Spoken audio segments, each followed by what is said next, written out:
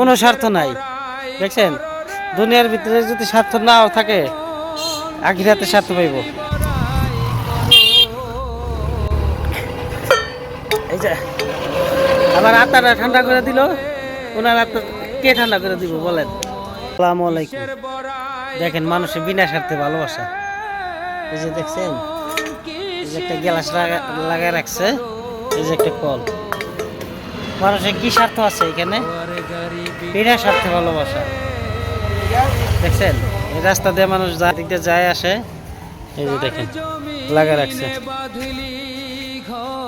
কোনো স্বার্থ নাই। দেখছেন, দুনিয়ার ভিতরে যদি স্বার্থ নাও থাকে, আখিরাতে স্বার্থ পাইব। এই যে এক গ্লাস পানি খেলাম।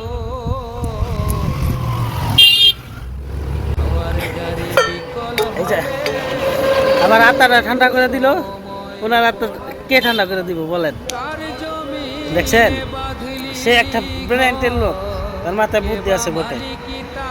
মানুষের একটা কুকুরেও যদি একটু পানি খাওয়া, যদি পিপাসা মিটানো যায়, এত আল্লাহর দরবারে অনেক লাখ লাখ সওয়াব পাওয়া যায়। আর এটা তো মানুষের জন্য, মানুষের খেদমতের এই কাজটা করে দিছে।